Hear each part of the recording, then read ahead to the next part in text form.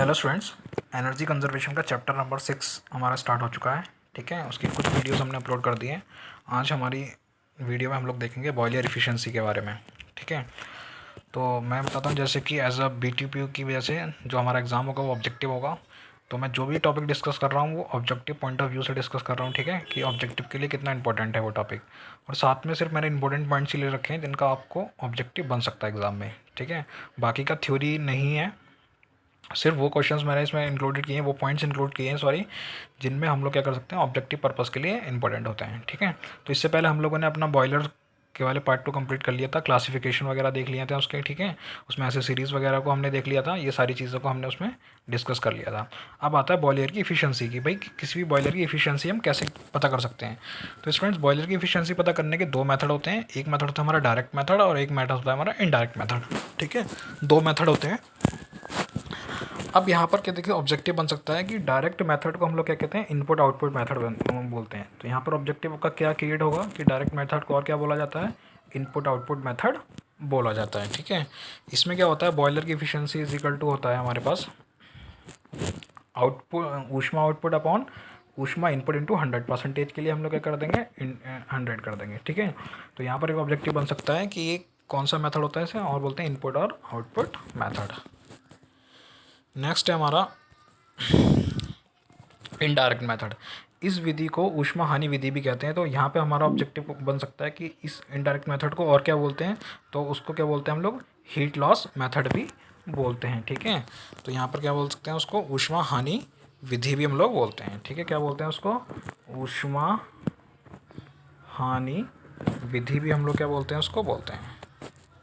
ठीक है स्टूडेंट्स, तो ये याद रखिएगा। तो ये दो ऑब्जेक्टिव हमारे क्या बन सकते हैं, यहाँ से बनते हैं। अब इस विधि में होता क्या है, इस विधि में ऊष्मा हानि की मांग को 100 में से घटाया जाता है। यानी कि जो भी ऊष्मा हानि की मांग है उसको किस में घटाया जाता है, 100 में से हम क्या करते हैं उसको माइनस कर देते हैं। ठीक है, तो यहाँ से दो ऑब्जेक्टिव आपके बन सकते हैं। नेक्स्ट क्या है, बॉयलर में होने वाली हानियाँ। अब देखिए स्टूडेंट्स, यहाँ से भी ऑब्जेक्टिव आपके बन सकते हैं कि वो पूछ सकता है कि भाई लॉसेस किसकी वजह से होते हैं, मेनली लॉसेस बॉयलर में किसकी वजह से हो सकते हैं। तो ये आपसे क्वेश्चन वो ऑब्जेक्टिव में पूछ सकता है, इसलिए हमें पता होना चाहिए। तो ड्राई फ्लू गैसेस द्वारा, ठीक है, द्वारा होने वाली ऊष्मा हानियाँ, तो सबसे मेन किसकी वजह से होती हैं, ड्राई फ्लू गैस की वजह से जो होती हैं हमारी हानियाँ होती हैं। ठीक है, यहाँ से हमारा ऑब्जेक्टिव क्रिएट हो सकता है। दूसरा क्या है, ईंधन तथा दहन वायु में नमी के कारण, यानी जो ईंधन है हमारे पास, जो फ्यूल यूज़ कर रहे हैं, और जो हमारे पास हीटिंग है, जो हमारे पास क्या कहते हैं एयर होती है। मैंने देखा, आप लोगों को बताया था बॉयलर में क्या होती है, हम एयर को भी एंटर कराते हैं। तो अगर उसमें नमी होगी तो नमी के कारण जो होगी हमारी हानियाँ होंगी। ठीक है, दूसरा H2 के दहन होने के कारण ऊष्मा हानि। तो दूसरा मेन पॉइंट है इसमें स्टूडेंट्स, दूसरा मेन पॉइंट क्या है हमारा इसमें, कि H2 के दहन के होने के कारण, किसके दहन के कारण, H2 के। ठीक है, H2 के दहन के भी कारण कह सकते हैं ऊष्मा हानियाँ होती हैं। नेक्स्ट है ना जलने के कारण ऊष्मा हानि, यानी कि अगर हमारा ठीक तरीके से प्रॉपरली जो भी फ्यूल वगैरह होगा वो अच्छी तरीके से बर्न नहीं होगा, तो उसकी वजह से भी क्या होगा, बॉयलर में हानियाँ होती हैं। तो मेनली ड्राई फ्लू गैसेज और H2 के दहन होने के कारण क्या होती हैं, हमारे लॉसेस होते हैं किसके अंदर, बॉयलर के अंदर। ठीक है स्टूडेंट्स, नेक्स्ट हम लोग देखते हैं इसमें topic energy conservation in a boiler, कि भाई एनर्जी को कैसे कंजर्व कर सकते हैं बॉयलर में। तो देखो, सही ईंधन ज्वलन उपयंत्र का चुनाव करें, यानी कि हमें क्या करना है, सही ईंधन ज्वलन जो भी हमारे पास उपयंत्र हैं उनका चुनाव सही करना चाहिए हमें। ठीक है, अगर गलत चुनाव कर लेंगे हम लोग, उनको गलत कर लेंगे, तो उसकी वजह से क्या हो जाएगा, हमारा जो हीट हो जो भी हमारे पास ईंधन होगा वो अच्छी तरीके से बर्न नहीं हो पाएगा। ठीक है, दूसरा क्या है, ऑपरेशन का समय सारणी बनाएं, यानी किस टाइम आपको ऑपरेशन करना है उसका पूरा क्या होना चाहिए, टाइम टेबल क्रिएट होना चाहिए।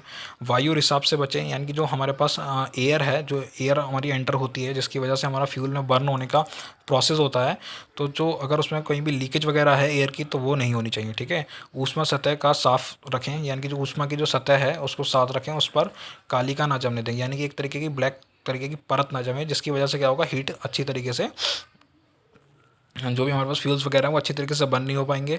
ठीक है, और फिर हमारे पास अगर बर्न भी नहीं हो पाएंगे और उसकी वजह से हमारे लॉसेस क्या हो जाएंगे, बढ़ना शुरू हो जाएंगे। ठीक है, हीट एक्सचेंज नहीं हो पाएगी अच्छी तरीके से। दूसरा है फ्लू गैसेस का निरीक्षण करें और CO2 के प्रतिशत को कम करें। तो फ्लू गैसेस का निरीक्षण करते रहें और साथ में हम लोग क्या करें, CO2 गैसेस को प्रतिशत को कम करें। ठीक है, नेक्स्ट पॉइंट है ईंधन खपत भाप उत्पादन तथा संचरण के लिए मीटर होने चाहिए, यानी कि इनके लिए सबके क्या होना चाहिए, हमें मीटर का यूज़ होना चाहिए। नेक्स्ट क्या है, फीड वाटर को गर्म करने के लिए हीट रिकवरी सिस्टम का उपयोग करना चाहिए, यानी कि अगर आपने फीड वाटर को गर्म करना है तो उसके लिए क्या होना चाहिए, हीट रिकवरी सिस्टम का प्रयोग करना चाहिए। यहाँ ऑब्जेक्टिव बन सकता है कि फीड वाटर को गर्म करने के लिए कौन से सिस्टम का यूज़ होता है, तो हीट रिकवरी सिस्टम का यूज़ होता है। ठीक है स्टूडेंट्स।